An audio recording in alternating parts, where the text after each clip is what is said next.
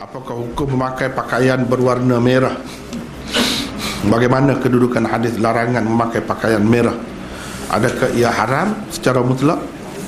Hadis itu dari segi hadis sahih, tapi dari segi maksud dia, apa maksud dia, itu saja yang berbeza. Ya, jadi apa ni, ni kata tak boleh, ni kata begini, ni kata bahkan sampai ke peringkat haram pun ada hak kata gitu. Tetapi kita tengok maksud dia sebenarnya. Dia warna merah ni warna yang menarik, cerah merah. Cuba kita bayangkan orang yang putih, sebab orang putih lah kita kata, dia pakai merah, orang akan beberapa kali paling ke dia.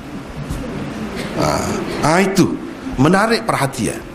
Apalagi kalau orang perempuan misalnya, dalam keadaan seperti kita kata tak ada, putih sangat, lepas tu dia pakai gitu, dia menarik perhatian dan menimbulkan fitnah. Hak tu hak tak boleh. Satu. Yang kedua, merah ni lembu pun marah. Lembu pun marah. Sebab tu orang nak pergi marah lembu, apa merah, hambat ke lembu. Sebab apa? Warna darah. Hak tu hak biasa lah, hak umum, hak orang boleh dilihat benda tu. Seterusnya, ada juga yang mengatakan merah ni bukan hak merah menyala. Ada yang kata tidak, hak merah ni ala kuning. Sebab itu pakaian sami, pakaian khusus ahli-ahli ibadat agama lain. Bukan tak boleh secara mutlak.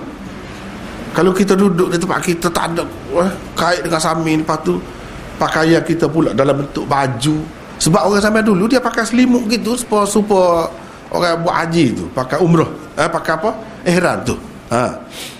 Jadi kalau dalam keadaan lagu tu dekat-dekat dengan Tok Sami tu, ada yang kata begitu. Jadi dia tidak mutlak lah, tidak mutlak. Bukan makna kata warna merah dia tak boleh langsung, tidak. Terutamanya kalau merah bercampur-campur dengan warna lain, itu tak apa. Jadi hak tak boleh tu dia terikat dengan keadaan tertentu lah, atau mungkin kepada orang-orang tertentu. Sebab Nabi sendiri buat, kalau nak kata mutlak, Nabi sendiri ada pakai merah. Saya ke sahabat sebut, tak pernah saya tengok secomel itu orang. Sebab dia pada masa tu pakai merah. Sebab tu saya kata dah, merah ni memang dia lebih menarik, menyerlahkan lagi. Kalau orang cantik, dia lebih menyerlahkan lagi kecantikan dia.